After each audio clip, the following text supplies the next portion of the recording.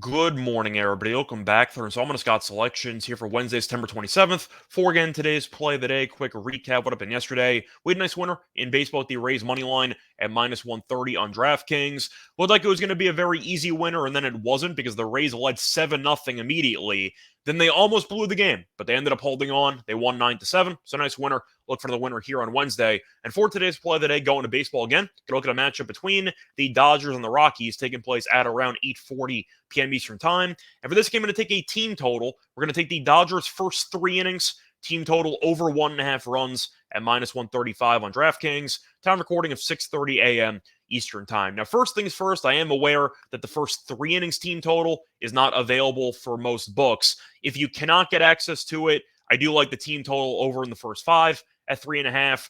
I don't even mind the full game. It is at 6.5 juiced, but I still think the Dodgers are going to score a bunch of runs in this game. And my favorite angle is the first 3 innings. So to go through the reasons why I do expect the Dodgers to unload on the Rockies in this game. First reason, motivation. The Dodgers are still competing for something. They still technically have a shot at catching the Braves for home field advantage. It's not likely, but they still have a possibility of it. But they are also 1 game behind the Orioles. And of course, as we all know, the All-Star game no longer determines home field advantage in the World Series.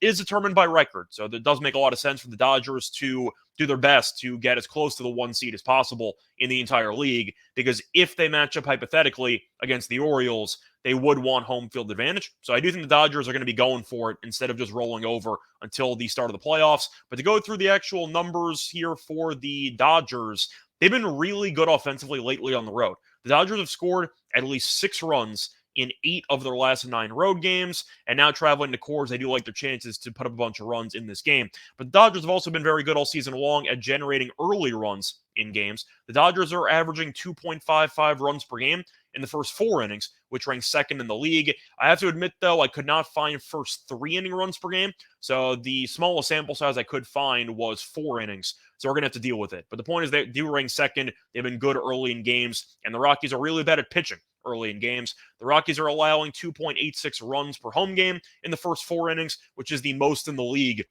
So once again, elite early game offense versus a brutal early game pitching staff.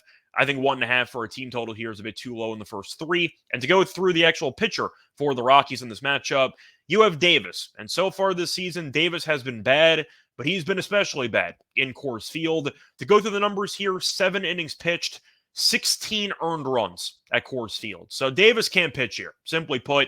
And I do think, once again, facing off against one of the better lineups in the league is not going to help matters. But to go through a crazy stat here, once again, small sample size, but still, opponents have a 474 batting average against Davis in Coors Field this season. A 474 batting average. That is nuts. So I do think, once again, Davis might give up 2+ runs in the first inning, but you're looking at how bad Davis has been in Coors Field his entire career. I don't trust him in the spot, simply put, and I think he's in line to get shelled. But to go through the actual weather report, in addition to the altitude, which always benefits overs, the wind is blowing out to left field at roughly 8 miles per hour, which should result in a 31% increase in runs and a 31% increase in home runs, according to Ballpark Pal. So the weather is also benefiting the over in this game. But simply put, you're going to give me a Dodgers team that is elite at early runs in games. They've scored 6+ runs in 8 of their last 9 road games. Davis can't pitch on the road, can't pitch at home, I mean. And once again, opponents have a 474 batting average against them in Coors Field. That's nuts. I think the Dodgers probably score 3 runs early in this game.